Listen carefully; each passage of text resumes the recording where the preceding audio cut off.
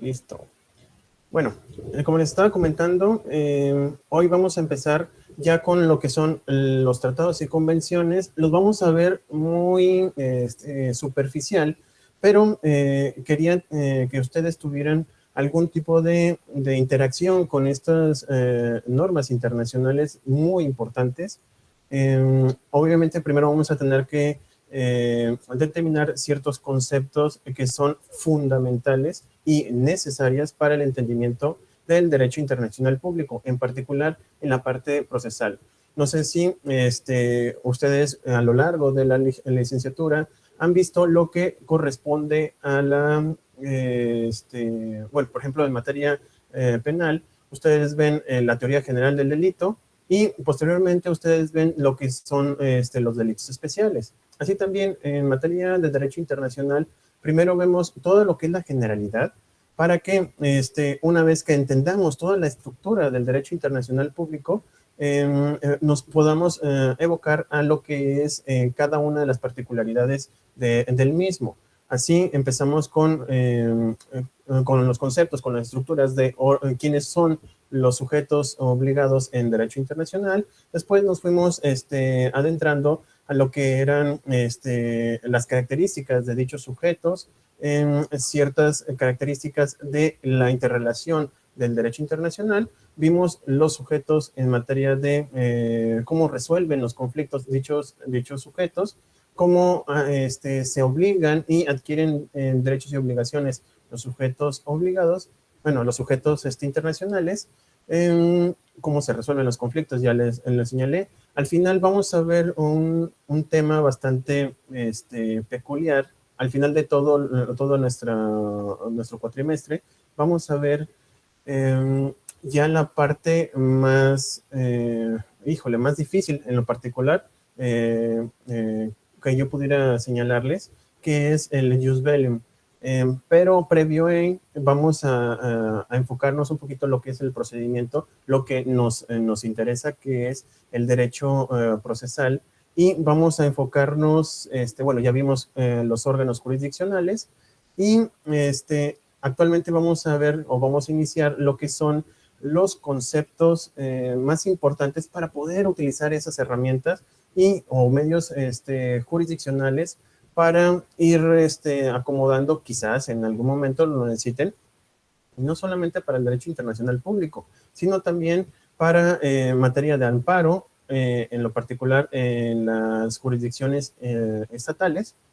Ustedes pueden utilizar estas herramientas para proteger o bien defender a alguno de sus clientes. Entonces, vamos a empezar primero con algo, pues se podría llamar muy sencillo, pero realmente no lo es. Primero, ¿qué son los derechos humanos? Y posteriormente, ¿qué es la justicia? ¿Alguien sabe o alguien me puede decirme qué entiende por derechos humanos? ¿Alguien que se encuentre aquí que me pueda ayudar? Con toda la libertad, con toda la tranquilidad del mundo, aquí no estamos para juzgar a nadie, ni mucho menos para lo que sus ideas. Ya les he comentado anteriormente que a mí me gustan mucho lo que nos digan. Lo que señalen es muy importante. De aquí surgen grandes ideas a través de la academia. A partir de este tipo de interacción entre profesores, ha llegado a haber grandes avances en cuanto a la forma en que se estudian algunos fenómenos, y obviamente pues tenemos que tener una definición principal para poder llegar a lo que nuestro objetivo, que son los tratados y convenios internacionales. ¿Alguien que me quiera lo que piense sobre derechos humanos? Cualquier cosa y de ahí podemos empezar.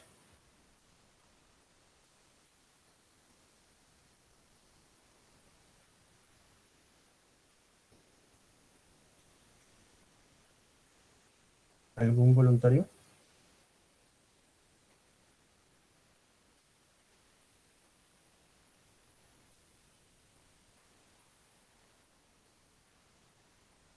A ver. Ricardo, un forzote, ¿alguna definición de que tengas sobre derechos humanos? Sí, para Dígame. mí los derechos humanos son todos los privilegios que nos distinguen de los demás seres Ajá. a partir de unos ciertos beneficios, por ejemplo, lo que son la identidad, la vivienda, Ujú. que es lo que nos hace, este, se podría decir, un poco diferentes a los demás y que son respetados. Ujú. Muy bien, muchísimas gracias por esa idea. En efecto, nosotros tenemos esos privilegios, pero aunque suene muy tautológico, los derechos humanos son derechos humanos porque somos humanos. Suena bastante repetitivo, por eso digo tautológico, pero en efecto, solamente por el simple hecho de ser un ser humano, como decía un profesor, el ser en su ser está el ser. Entonces, por el simple hecho de tener esa estructura, por el simple hecho de haber nacido, ya con eso tenemos un mínimo, un piso que nadie, absolutamente nadie, nos puede quitar. Entre ellos están los que se encuentran en la Declaración Universal de los Derechos Humanos, pero ahorita lo vamos a ir desglosando. Muchísimas gracias, Ricardo. Generalmente la gente, o en particular los alumnos, no quieren participar no sé, como que tienen así como que alguna, no puedo llamar miedo, pero sí, a lo mejor, vamos, los cohíbe el hecho de hablar con los demás compañeros, pero la verdad es que ustedes al final de cuentas, en algún momento de su vida y como litigantes, van a tener que desarrollar este tipo de habilidades. Ustedes tienen que convencer, imagínense, primero tienen que convencer a sus clientes, decir por qué ustedes son los mejores. Ustedes tienen que señalarle el por qué tienen que, por qué son la opción idónea para poder defender su causa. Y la única forma es expresarlo, darles la idea a estas personas de que ustedes siempre van a ser los ideales para cualquier cosa, cualquier conflicto que se les venga. Por eso es muy importante incluso estar haciendo este tipo de interrelaciones.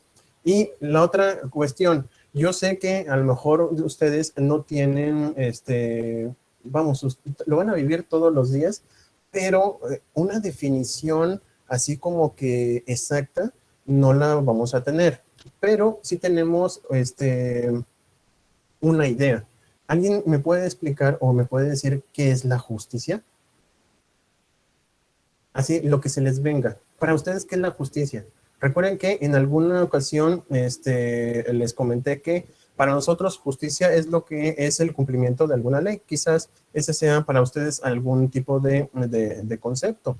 Pero, por ejemplo, en algunos estados unos estados con estructura de autoridad religiosa administrativa, es lo que diga, por ejemplo, la Biblia, lo que diga el Corán, lo que diga un escrito sagrado.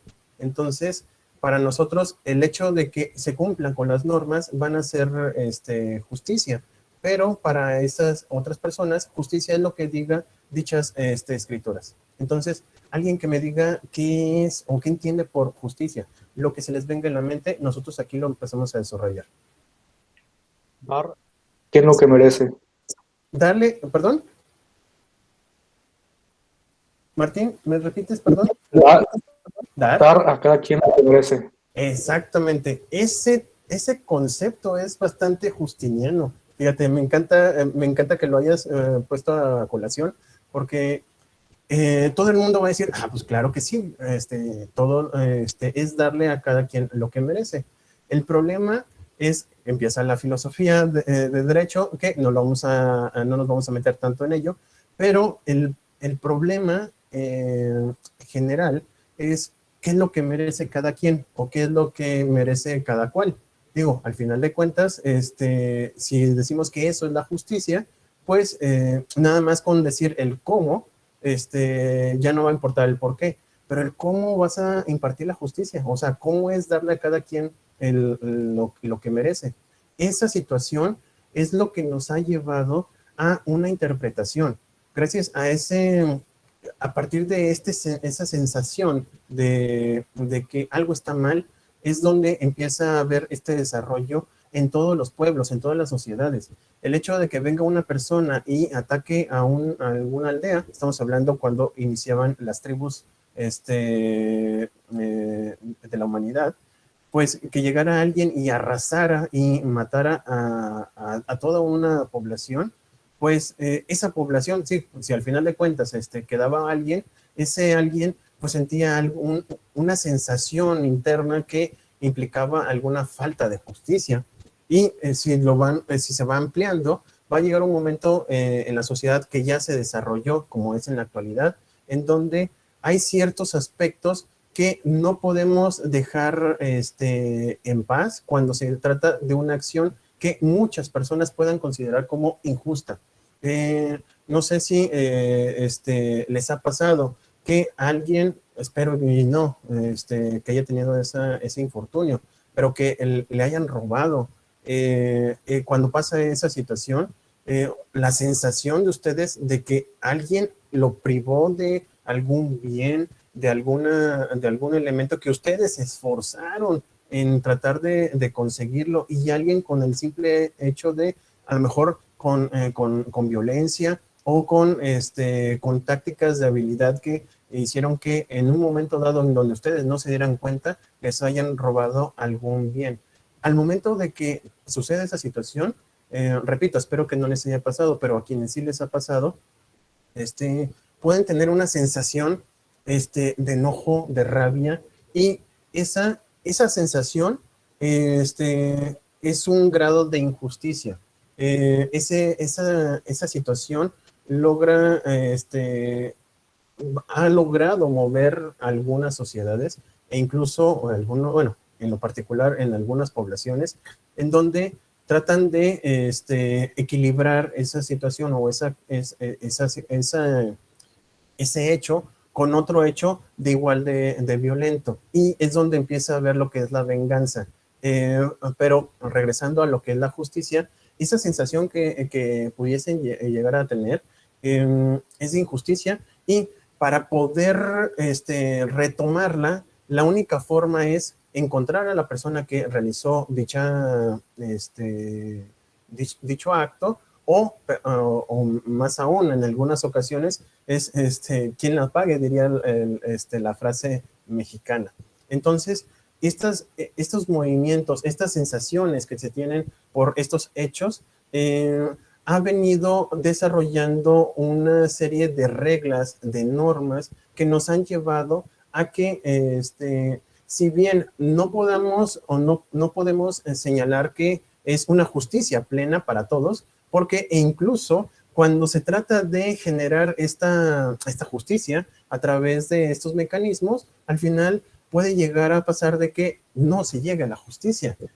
Un juez puede, por un error en su dictamen, o en este caso en su sentencia, puede llegar a formular algo equívoco, algo erróneo, y vuelve a tener la misma situación de injusticia. Una persona que haya demostrado que le hicieron algo en contra de su esfera jurídica, pueden llegar a presentarse ante otro tribunal o ante otra instancia para volver a señalar de que que ha habido algún hecho que no se le ha satisfecho en sus derechos, esta parece rima, respecto a esta, vamos, a que vuelva a quedar todo como si fuera, como si nunca hubiera pasado. Esto nos ha llevado también a generar otras instancias para ir perfeccionando la forma en que se va equilibrando toda la sociedad en cuanto a que las personas que obtienen algún bien, ese bien no se les sea quitado indebidamente. Entonces, todo esto, vamos, yo se lo estoy señalando de una manera bastante, bueno, bastante resumida, pero ha habido algunos libros en donde se ha tratado lo que es la justicia y, aunque no me lo crean, no han llegado a una conclusión. ¿Por qué? Porque como existen varios sistemas de justicia o varios sistemas normativos en distintos países, en distintas sociedades, no podemos homologar lo que es una idea de unos para la idea de otros. Por lo tanto, lo único que se ha logrado hacer es un estándar.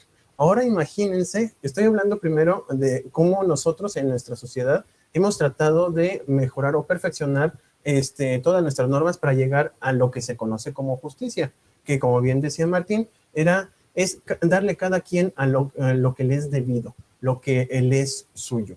Y ahora imagínense cómo en dos estados que forman parte de alguna organización internacional, con sus respectivos organismos jurídicos, con sus respectivos ordenamientos internos para la aplicación de justicia, se tengan que coincidir en ciertos aspectos para poder generar lo que se conoce como justicia. Y la única forma era a través o es a través de los organismos internacionales. Entonces, de todo este preámbulo es para llegar a lo que son primeramente los derechos humanos.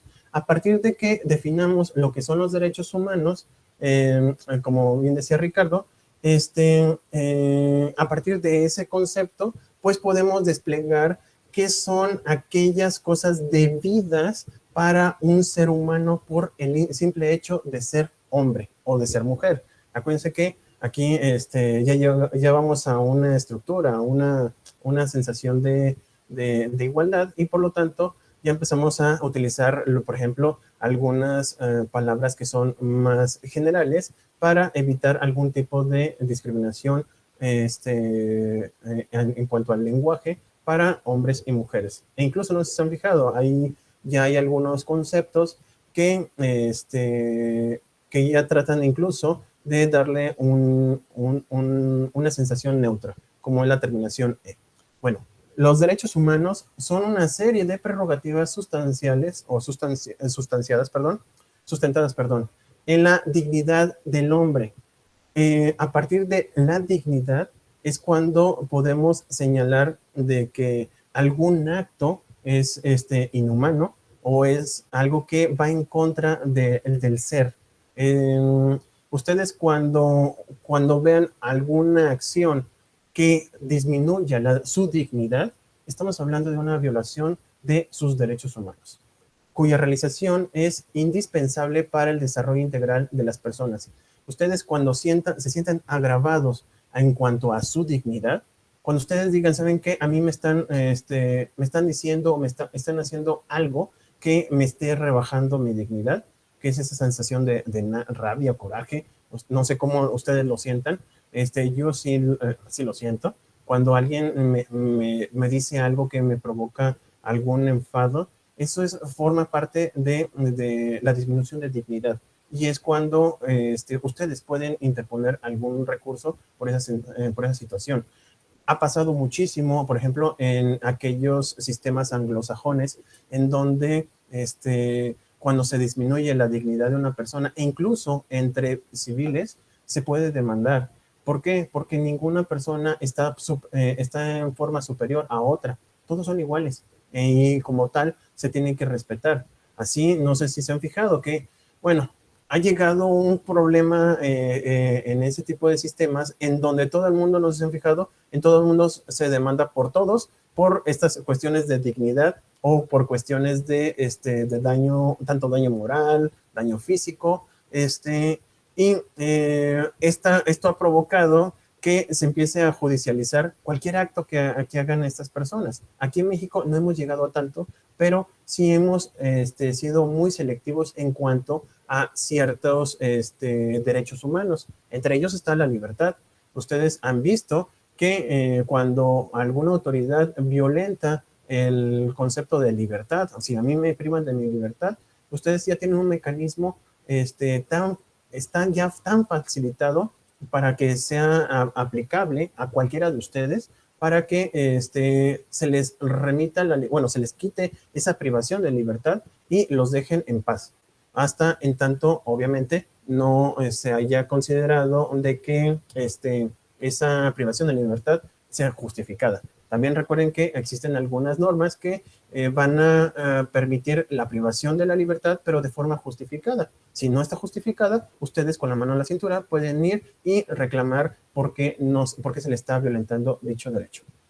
También se encuentran asentadas en los instrumentos de derecho internacional, ya lo hemos visto, las convenciones que ha habido y la Declaración Universal de los Derechos Humanos. Y también lo podemos señalar en las legislaciones tanto nacionales y locales. En lo particular, pues tenemos nuestra Constitución Mexicana de los Derechos Humanos, de la Constitución Política de los Estados Unidos Mexicanos y también nuestra propia Constitución. Aquí en Aguascalientes, la Constitución también está estructurada de forma dogmática, la parte dogmática y la parte orgánica. Y al igual que en la Constitución Federal, también tiene reconocidos ciertos derechos. Uno diferenciado y que puedo poner como ejemplo es el derecho a la familia. Y es algo que muy pocas constituciones de todos los países, de todos los estados, no está constituida o no está consagrada en ellos. Aquí en Aguascalientes tenemos esa posibilidad de que si por alguna razón hay alguna violación en contra de la familia, nosotros tenemos la posibilidad de solicitar la protección de ese derecho que se está consagrando en nuestro propio código o constitución. Esto, bueno, la única forma actualmente para poderla defender es a través de mecanismos locales. Bueno, no sé si afortunadamente, pero en algunos estados incluso existe una especie de amparo local que protege cualquier derecho humano que se encuentre en cada uno de los estados. Así como tienen la Constitución local, no sé, de Yucatán, ellos tienen como un mini amparo o un amparo local en donde va a proteger cualquier derecho que se encuentre consagrado en dicha Constitución. Aquí en Aguascalientes no está así, sino que pueden solicitar su defensa a través del Tribunal Superior del Estado de Aguascalientes y posteriormente lo pueden defender a través de un tribunal federal. Por otra parte, bueno, ya les había comentado de que tenemos lo que es la Declaración Universal de los Derechos Humanos, que dio inicio a este marco jurídico. Obviamente, aunque diga 1948, obviamente todos nosotros no podemos señalar que antes de 1948, pues no había derechos humanos. Claro que los había, solamente que en algunas ocasiones o en algunos países no estaban reconocidos. Y sobre todo, no había un piso, le puedo llamar un piso parejo, para todos los miembros en este caso, de la Organización de las Naciones Unidas, sino que cada estado podía defender sus propios derechos humanos y los podía integrar a sus normas como les viniera en gana. Pues, ¿por qué? Pues para empezar, no había organismos internacionales hasta estas fechas, hasta cuando se crea la ONU. Sí había habido algún tipo de como unión internacional, pero no daba pauta a que hubiera alguna interrelación entre los estados, sino es hasta en estas fechas cuando ya se hace un poquito más formal. Anteriormente nada más era para protección, como ya les había dicho, como antecedente del derecho internacional, se juntaban para poder hacer este tipo de interrelaciones, pero como tal, y más aún para defender los derechos humanos, era muy limitado. E incluso, si se fijan, hay algunos derechos, sobre todo, con un tema bastante delicado como es la esclavitud. Hasta estas fechas, estamos hablando de 1948, todavía había países que utilizaban el concepto de esclavitud. Nosotros lo quitamos a partir de nuestra independencia y, bueno, más o menos, el concepto, obviamente, la servidumbre siguió hasta 1917 y todavía les puedo decir que hay algunos organismos privados que el concepto de servidumbre lo han manejado de tal manera de que no se visualiza, pero realmente hay algunas empresas que pudiéramos llegar a un límite de violación de derechos humanos. No estoy hablando nada más de México, a nivel internacional. Vamos, ustedes han visto documentales en donde a los propios niños los tienen trabajando por nada de dinero prácticamente, y los tienen trabajando durante mucho tiempo. Hay cosas que se tienen que seguir revisando y analizando, pero ya hemos dado varios pasos hacia adelante y afortunadamente no hemos dado ninguno hacia atrás. Todo ha sido en pro de mejorar esto que es los derechos humanos. Aquí en México se encuentran vigentes dos sistemas de derechos humanos. Ya les había comentado de que tenemos la posibilidad de ir ante la Corte Internacional de Justicia o bien ante la Corte Interamericana. Tenemos el Sistema Universal de las Naciones Unidas y tenemos el sistema regional a través de la Corte Interamericana de Derechos Humanos.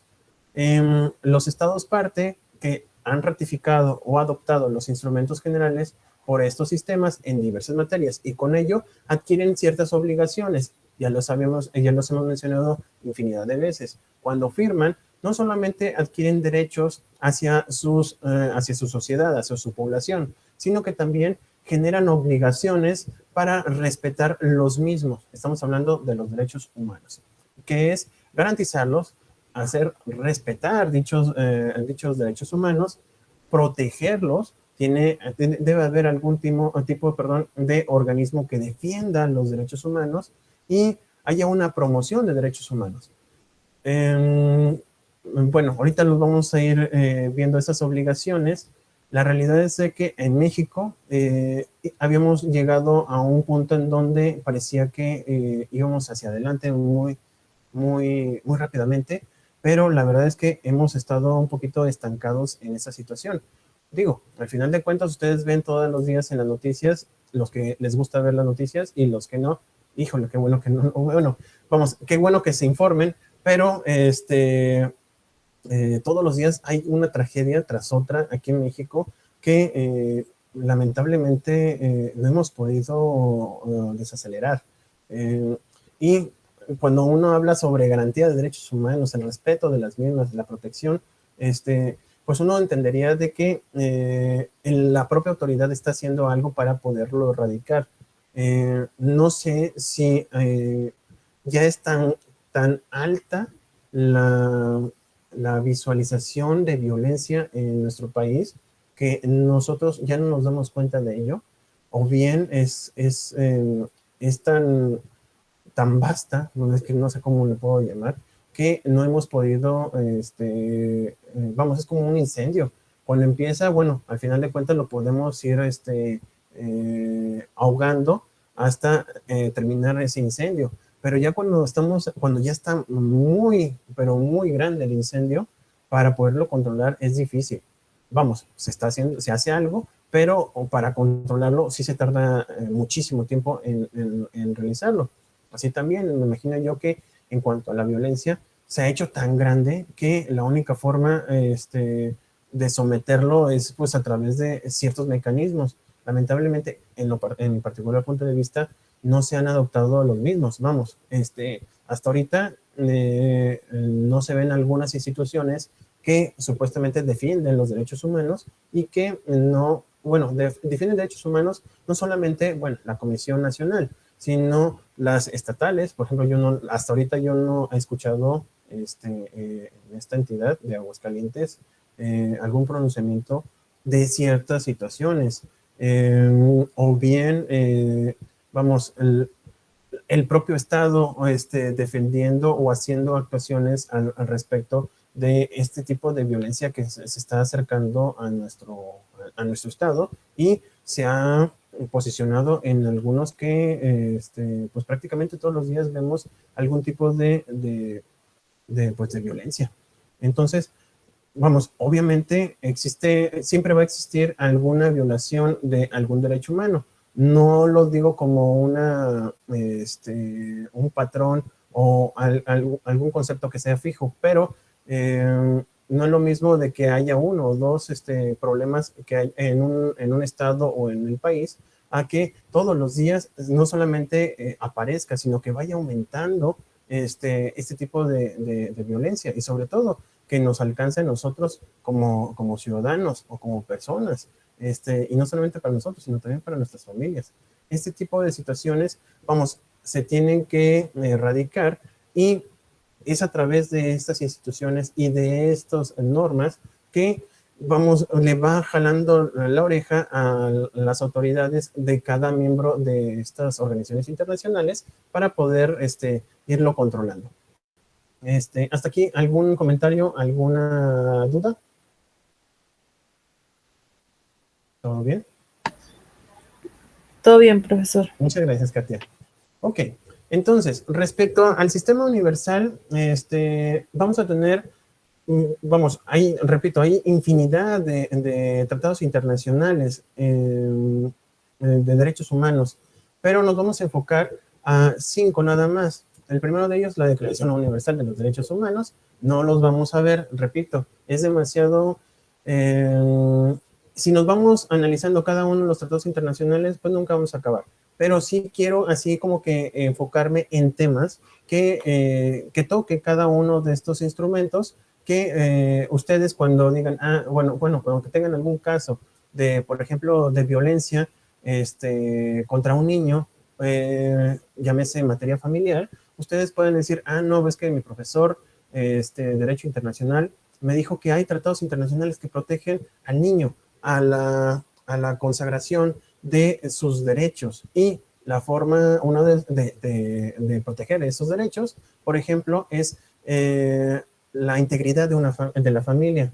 También el profesor de Derechos Internacionales me dijo que en Aguascalientes se defiende la familia. Por tal motivo, yo a mi cliente puedo sugerirle o puedo interponer algún recurso para que proteja a los hijos o ¿cómo se llama?, a una familia en particular por estas cuestiones. Entonces, quiero que lo tengan así muy en cuenta, para que no solamente la normativa interna sea su pan de cada día, sino que también revisen lo que es el sistema internacional, y sobre todo que lo utilicen también para proteger a sus clientes. Yo viéndolo como si ustedes van a litigar. Y por el otro lado, si ustedes a lo mejor tienen la intención de formar parte de las autoridades administrativas o judiciales, quizás a lo mejor aquí tengamos a un juez que en un futuro vaya a estar ya sea en el Poder Judicial de aquí de Aguascalientes o de algún otro estado, o a lo mejor en materia federal, ya tenga como las bases para implementar sus sentencias. Entonces, tenemos la Declaración Universal de los Derechos Humanos, la Declaración sobre la eliminación de toda forma de intolerancia y discriminación fundadas en la religión o la convicción. Acuérdense que cada uno tiene libre pensamiento y sobre todo de tener sus propias ideas. Declaración sobre la raza y los prejuicios raciales, eso es, híjole, aquí, y sobre todo aquí en México, aunque no parezca, cada día hay algún caso que hemos dejado de tolerar. Digo, hemos estado tolerando tanto que va a haber un momento dado en donde se va a dar un golpe en la mesa, donde digan, ya no. Sobre todo en materia de discriminación. Hemos sido tolerantes, sobre todo en escuelas, en la forma en que los alumnos, unos alumnos pueden llegar a violentar a una persona con el simple hecho de decirle algo por su aspecto físico, si es alto, chaparro, si es alto de tamaño o disminuido en el tamaño, o bien por su aspecto físico e incluso la forma de hablar. Cualquier persona que tenga este tipo de comentarios va a llegar un momento en donde se va a ver mal visto, pero aquí en México todavía apenas vamos iniciando con estas situaciones. Va a haber un momento, bueno, no sé si se han fijado, incluso en noticias en donde ya hay amparos de alumnos por la forma en que incluso los maestros los han descrito o los han disminuido en sus derechos, les han dicho algo. Anteriormente no se podía hacer eso y, o sea, incluso se respetaba muchísimo al maestro. En lo particular se me hacía una aberración el hecho de que incluso el maestro pudiera golpear a un alumno y que los papás llegaran a aceptar esta situación. Y no sé si se han fijado, hoy ha habido mucha discordia o mucho debate en que los maestros deben de tolerar ciertos aspectos de los alumnos o bien que los alumnos tengan que aguantar algún tipo de desplante de los maestros. La verdad es que, bueno, en mi particular punto de vista, siempre tiene que ser a favor de algún tipo de mediación y sobre todo, nunca la violencia. A mí me tocó algunos profesores que me dijeran algunas aberraciones en cuanto a mi físico y sobre todo,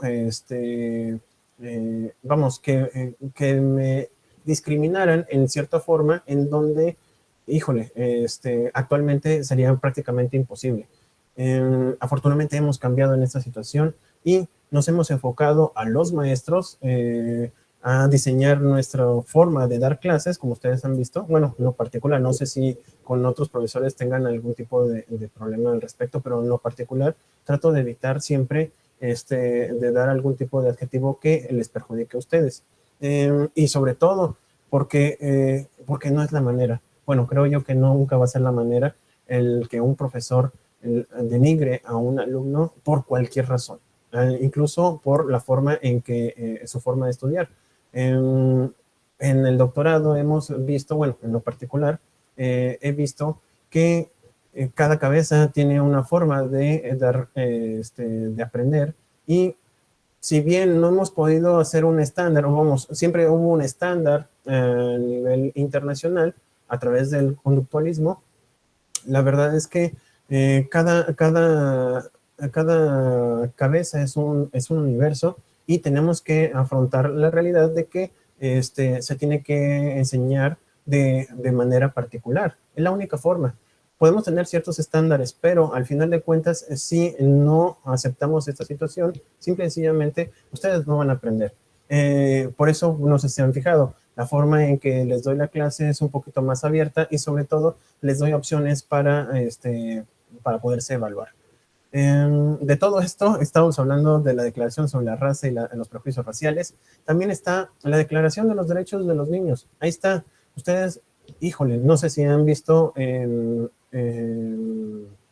la calle niños trabajando o niños haciendo malabares y haciendo trabajos que no deberían de estar haciendo en algún lado, y no es por comparar. Al final de cuentas, el querer comparar a un país con otro, a lo mejor ni siquiera he visto cuál fue su desarrollo. Vamos, no sé si se han fijado de que mucha gente aplaude en la parte de Europa o que son de primer mundo, no sé si creo que ya los había hablado con ustedes, pero que alaban esos países, pero no hemos visto su historia. Tampoco no podemos señalar, vamos, hay casos, por ejemplo, de Inglaterra, Holanda o los Países Bajos, Bélgica, en donde en efecto tiene una estructura o un financiamiento bastante grande. Han sido muy, no privilegiados, han sido muy estables en cuanto a sus gobiernos, pero en su historia han sido esclavistas, han colonizado, han tenido esclavos, y gracias a lo que hicieron, es lo que tienen ahorita. Y nosotros, en lo particular, todo lo que es Latinoamérica, hemos empezado desde cero y no hemos sido esclavistas, por lo tanto no hemos tenido la oportunidad bueno, nunca tuvimos la oportunidad de mejorar en perjuicio o a expensas de los otros países. Es lo que hicieron todos abusaron esos países, abusaron de la ignorancia de ciertas sociedades para su beneficio. Está la historia, no lo estoy diciendo nada más yo, al grado de que, en efecto, ellos son ¿cómo le llaman? La crema innata del mundo. pero vean su historia y, híjoles, es como para, vamos, para pensarse de que, vamos, haya algún tipo no sé, de conciencia. A lo mejor por eso han cambiado algunos países su forma de actuar en eso de no discriminar. Pero, repito, su base ha sido precisamente la esclavitud, la colonización, el explotamiento de algunas sociedades en su beneficio. Y eso, entre otras cosas, era incluso para los menores de edad. Hay algunos lugares en donde los niños trabajan para ganarse centavos. Bueno, yo me acuerdo de varios reportajes, entre ellos eran las de fabricación de tachos, bueno, tachones de fútbol o ¿cómo se llama?, de balones de fútbol, en donde por cada cosida o cada balón que cosían, creo que eran alrededor de 5 centavos de dólar.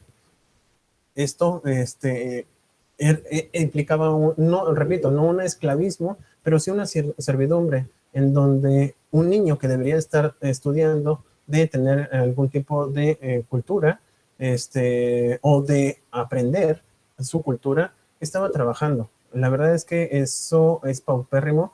Repito, ha mejorado, pero recuerden que hay historia y esa historia, tarde o temprano va a juzgar a los países.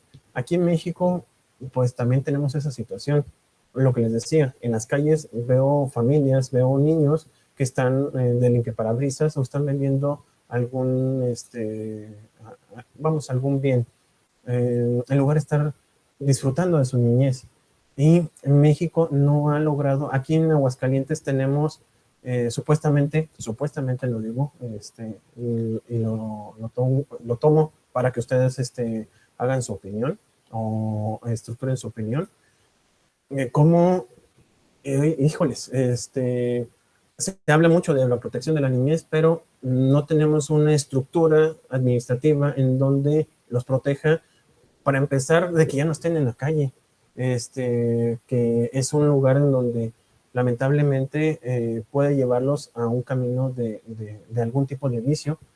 Yo sé que no, me consta, y se los puedo garantizar, de que esa no es el fin de todos los niños que se encuentran en situación de calle, pero sí, lamentablemente, es un camino que muchos terminan optando.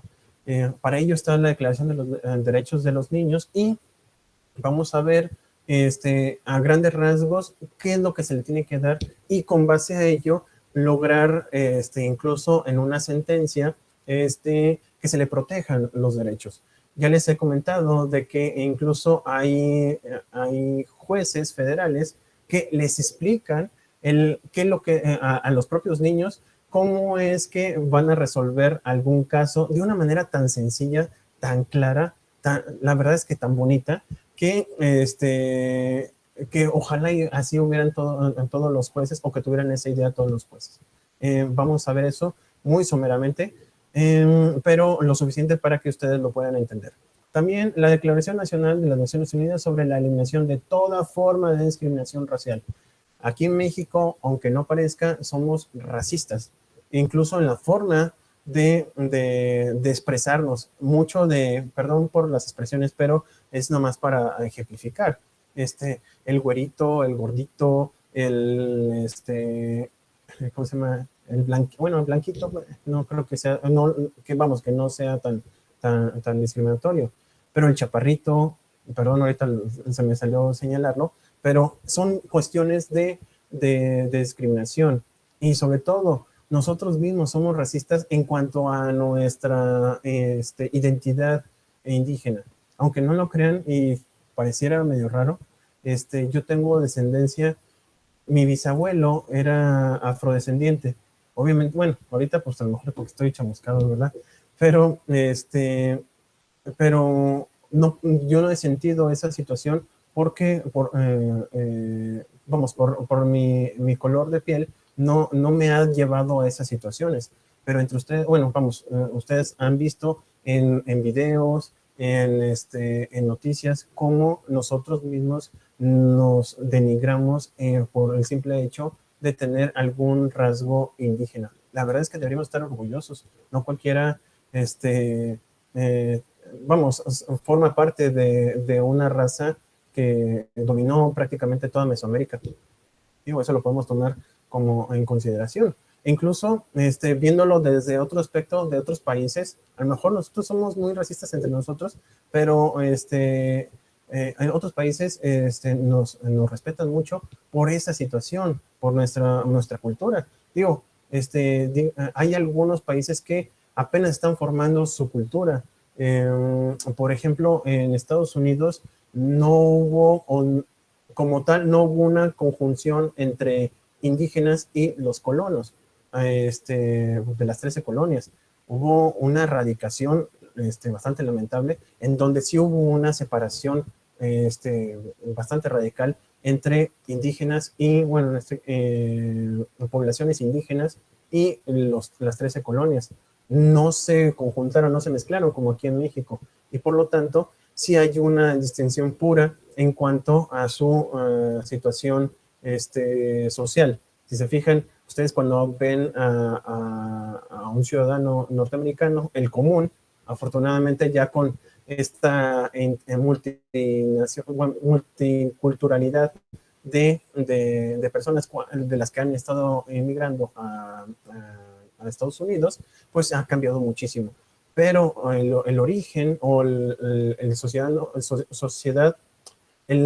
perdón, típico de Estados Unidos, tiene unas características bastante blancas. Aquí en México, y esto es precisamente porque no hubo una mezcla entre las poblaciones indígenas y las 13 colonias. Aquí en México sí hubo una mezcla, pero también esa mezcla implicó también una serie de clases. El mestizaje incluso implicó de cada mestizo o cada tipo de mestizaje implicaba un rango de sociedad. Entre más, el puro, donde el puro era el español, pero estaban los criollos y estaban las demás tipos de razas aquí en México.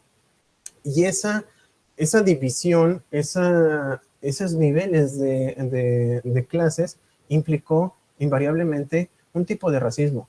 Actualmente, no sé si se han fijado, han sido muy proyectados, no me quiero meter mucho en materia política porque, híjole, yo trato de ser un poco lo más neutral posible, pero no sé si se han fijado, el hecho de que haya una separación o que sea visible el lenguaje de una autoridad federal como la que conocemos, en donde hace esa separación entre clases, híjole, lo voy a tomar textual, entre fifís y, por desgracia, le dan un toque me llaman chairos. Yo no lo digo, lo dice estas personas. Esa división hace que incluso haya este tipo de racismo. No debería de haber. Y ustedes, bueno, si tomaran en cuenta lo que les estoy diciendo, esta situación lo único que va a hacer es perjudicarnos.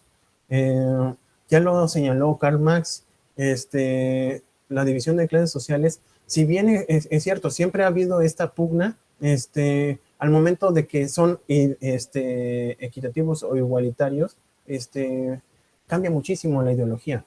Y por eso es el concepto de Marx de que llega un momento en donde un socialismo, es decir, donde no haya clases, implicaría una paz, nacional o social. Así también nosotros. Y si hacen esa división, lo único que estás haciendo o lo que se está haciendo es denigrarnos entre nosotros. Y eso es lo que no se debe de hacer. No sé, bueno, yo lo estoy desahogando ahorita porque a mí se me hace bastante grave que hagan ese tipo de distinciones. Aquí no hay clases. Aquí, según yo, hasta ahorita, tenemos una economía tipo capitalista con unos toques neoliberales, es decir, si bien es cierto existe una libertad en cuanto a la economía, gracias a los impuestos que se generan y que son tomados por la autoridad, se hace la redistribución de la riqueza. Sí, a mí en lo particular, si me quitan un tercio de mis esfuerzos, de mis ingresos, es porque ese tercio implica que no fue entregado a alguien que lo necesita. Entonces se hace esa redistribución.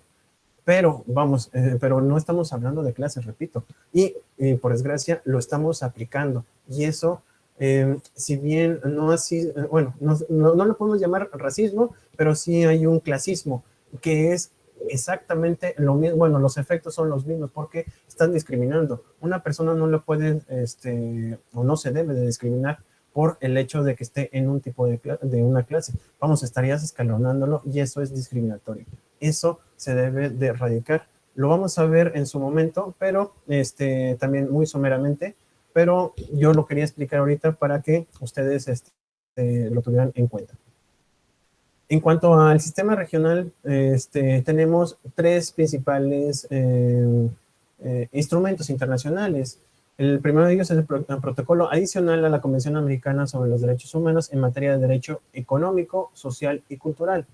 Nada más, como bien decía Martín, por el simple hecho de ser seres humanos, tenemos por lo menos, así, lo mínimo, es tener un derecho económico, es decir, la posibilidad de que en cualquier momento nosotros podamos obtener algún tipo de ingreso de cualquiera, mercantil, civil, a lo mejor salarial a través del trabajo, pero ustedes tienen la opción de elegir, bueno, tienen las opciones, eligen. Y en otros lugares, por ejemplo, como la India, que allá también es dividido o está dividido por castas, por su sistema cultural histórico, hay algunos que ni siquiera tienen derecho a elegirlo. Incluso las mujeres no pueden elegir trabajar. Entonces, vamos, esas situaciones, a comparación con México, bueno, estamos ahorita en la gloria, pero tómenlo en cuenta de que hace 50 años no lo tenían las mujeres de aquí, de México. También está la Convención Interamericana para prevenir, sancionar y erradicar la violencia contra la mujer. Este es el primer tema que vamos a ver, si me da tiempo, pero lo quiero poner en cuenta porque, pues como ustedes podrán observar, hay más mujeres, incluso como alumnas, que hombres. Y es porque, gracias a ciertos cambios que ha habido en nuestro derecho interno, ha permitido que ustedes como mujeres se les respete como tal y no haya una discriminación o incluso que exista violencia en contra de ustedes por el simple hecho de ser mujeres. Ahí vamos a ver una diferencia o vamos a tratar una diferenciación respecto a lo que es una violencia contra la mujer por el simple hecho de ser mujer, que por desgracia hay muchos ejemplos, no lo vamos a tomar todos, pero nada más ustedes tómenlo en cuenta. Cualquier expresión que les haga alguna persona, también sea hombre o mujer, que les digan que no les sea afectado a ambas personas, vamos, a ambos géneros, se entenderá que es violencia contra la mujer. ¿Por qué? Por cuestiones históricas, perdón, también repito por la expresión, pero es un ejemplo. No sé si a alguien le ha tocado, y desgraciadamente le ha tocado, pero que diga, es que tenías que ser mujer. Esa expresión denigrante y vamos, a mí en lo particular se me hace aberrante el hecho que te digan es que por el simple hecho de ser mujer te están denigrando o te están diciendo de que, o sea, vamos, que su inteligencia no sea igual que la de un hombre. Ese tipo de situaciones son las que tenemos que erradicar. Y la única forma es así como estamos haciendo ahorita, es informándoles. ¿Por qué? Porque no es posible. Ya se ha hecho cambios. Hace más de un año, a principios de abril del año pasado, hubo una modificación increíble de normas que regulan cualquier tipo de violencia contra ustedes. Nada más, incluso si por alguna razón ustedes se encuentran en una situación que implique una violencia, ya hay un protocolo nacional en donde se les va a proteger, imagínense como una especie de burbuja, que se les va a proteger de ese tipo de situaciones. Afortunadamente, ese cambio que se hizo en estas leyes, en estas reformas, ha venido a protegerlas a ustedes. No se ha implementado del todo, desgraciadamente. Híjole, bueno, en lo que va del año ha incrementado muchísimo la violencia en contra de ustedes. Yo lo lamento muchísimo, porque no debería ser. De hecho, nada contra ustedes debería de existir, pero por desgracia estamos en una situación en donde no lo hemos podido erradicar. Bueno, en este caso, se han hecho estos protocolos gracias a esta convención. Bueno, que se firmó en Brasil, que es el Belém do Pará.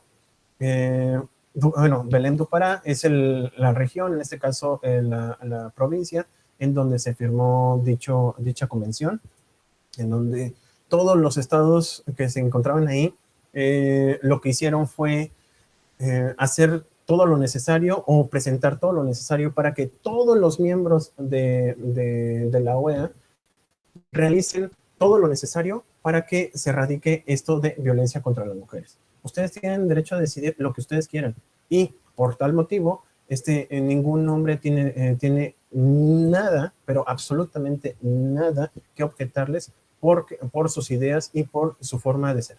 ¿Ok?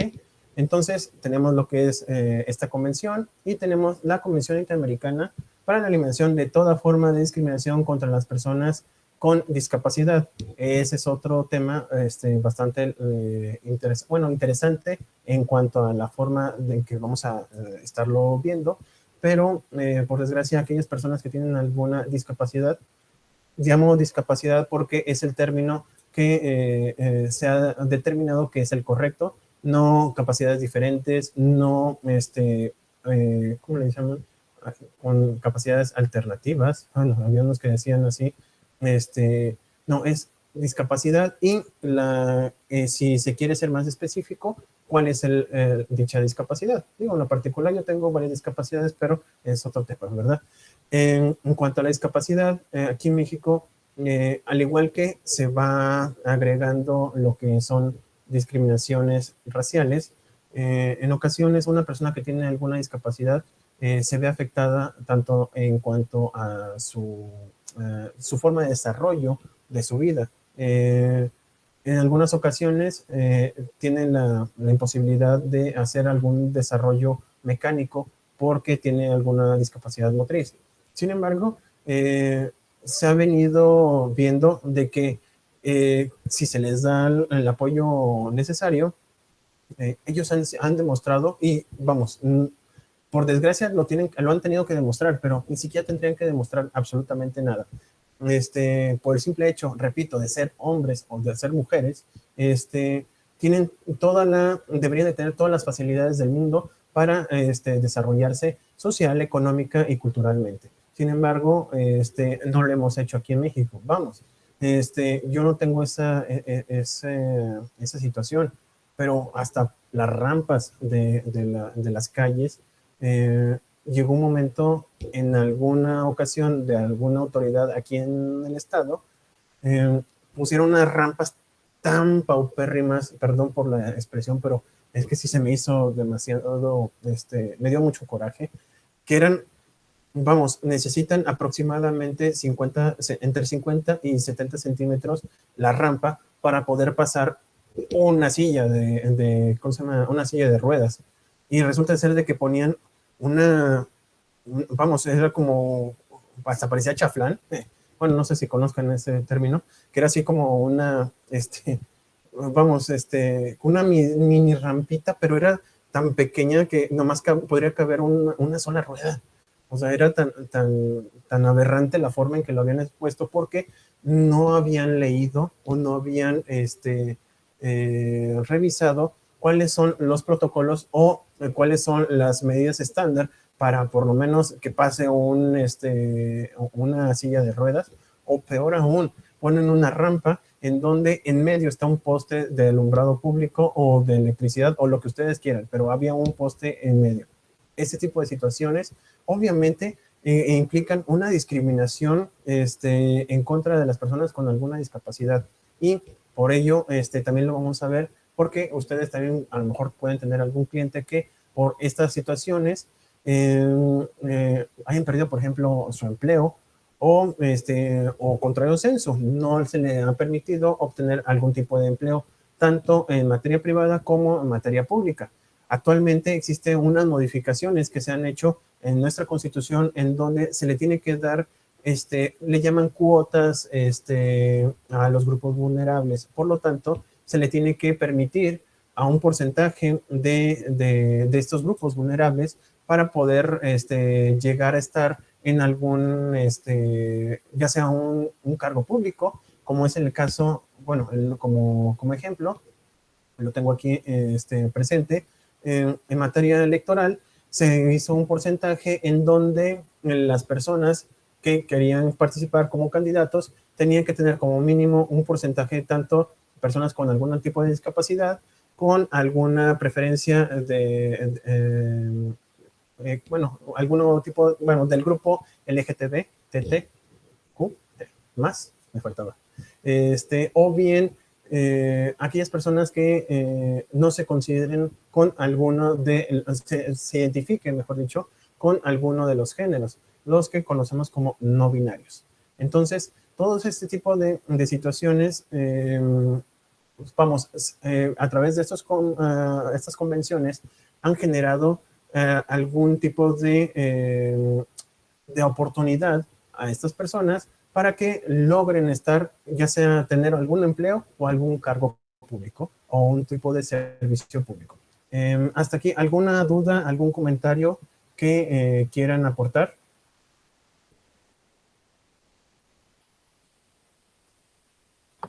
¿Ninguno? ¿Ok? Bueno, si no tienen algún comentario, continuemos. Ya casi, miren, ya casi. Y apenas hice 6 diapositivas. Bueno. ¿Qué obligaciones tienen los estados? Esto se ve muy bonito y es algo que deberían de tener todos los países que son miembros de la OEA. La verdad es que de todo esto, híjole, del 100%, si lo han respetado o han cumplido, por ejemplo, aquí en México, si lo hemos hecho un 30%, estoy siendo demasiado optimista. El primero de ellos, el de respetar. El Estado debe reconocer los derechos humanos de todas las personas, ya sea que vivan o transiten bajo su jurisdicción.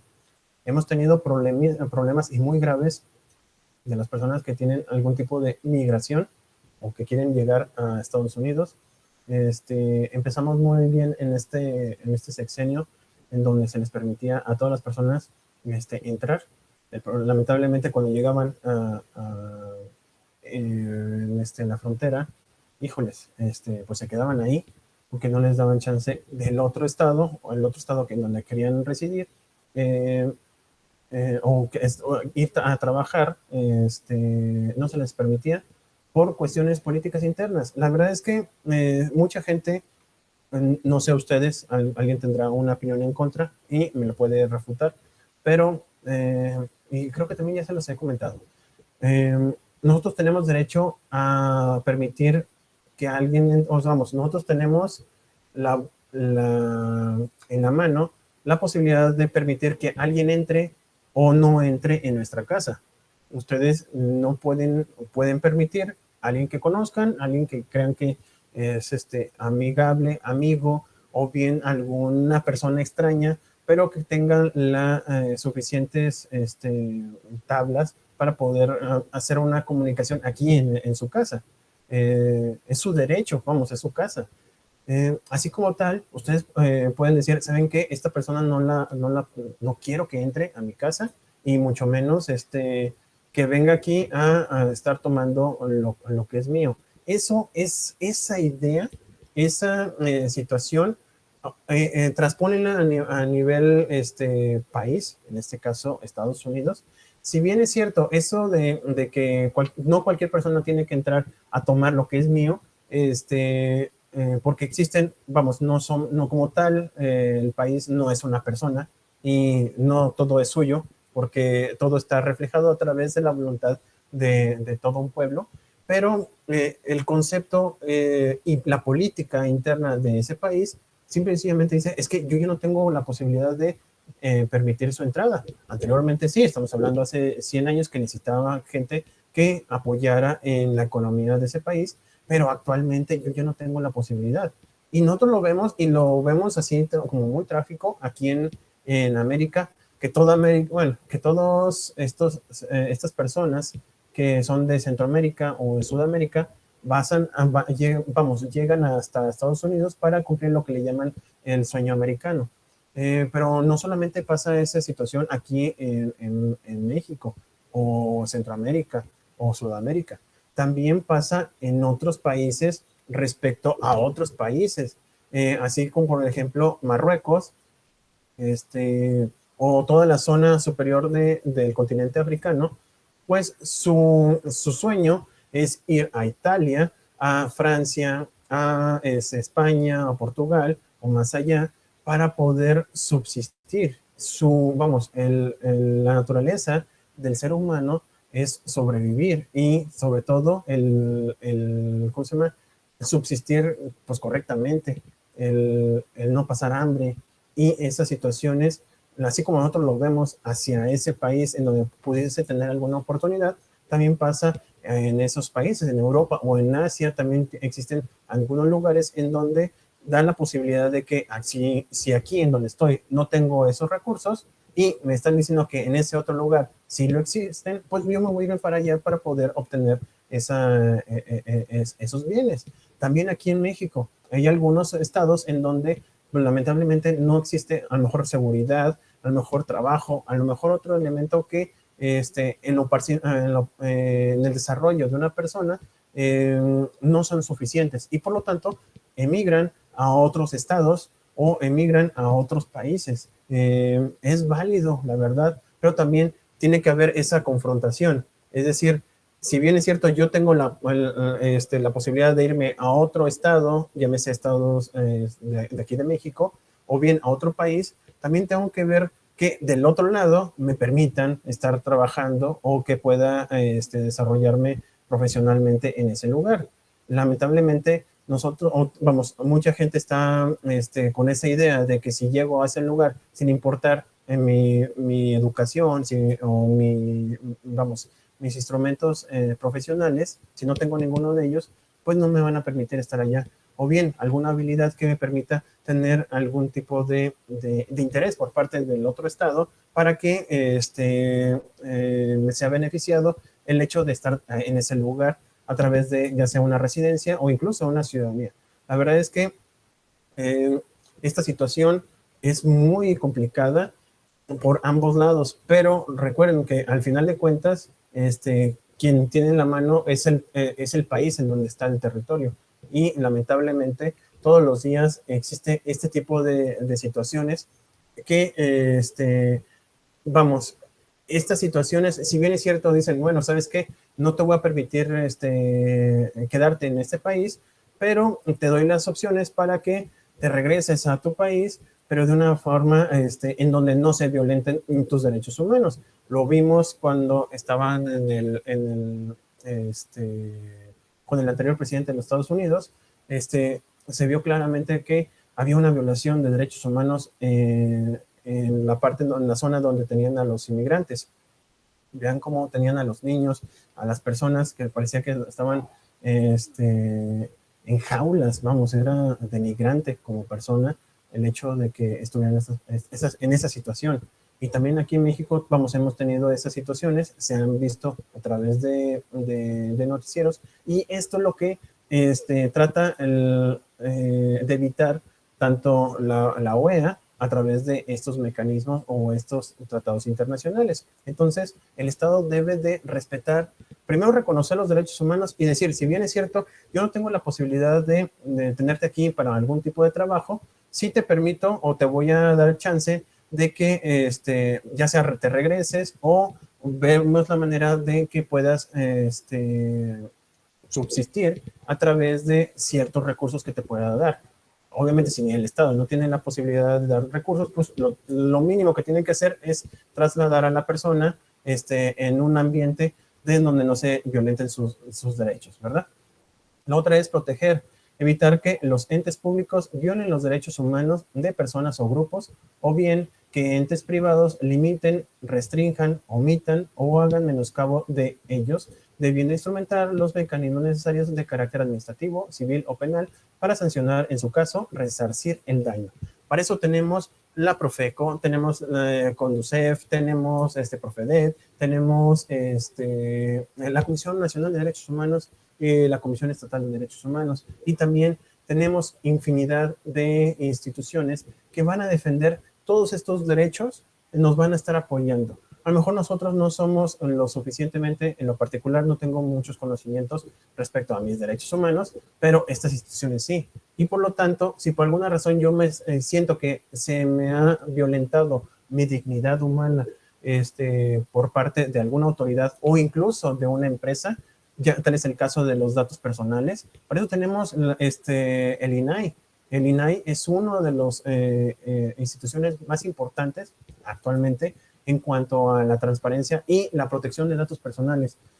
Si se han fijado, en la mayoría ya de las empresas y de las autoridades, te tienen que señalar exactamente cuáles son las condiciones y cuál va a ser el uso exclusivo de los datos que te vayan a ir tomando. Si ellos toman tu nombre, te van a decirte por qué están utilizando tu nombre o para qué lo van a utilizar. Y tienes que, bueno, te hacen una lista de todas las actividades que se van a hacer. Y si ustedes no se encuentran conformes con esa lista, simplemente se puede anular. Y si por alguna razón llegara esa autoridad o esa empresa a utilizarlo indebidamente, se les puede presentar algún tipo de infracción y por lo tanto alguna sanción económica o incluso puede ser la desaparición de esa empresa o esa sociedad, tanto mercantil o civil o cualquiera de sus diversos tipos de modalidad. ¿Ok? Bueno, hasta aquí, ¿alguna duda? ¿Algún comentario?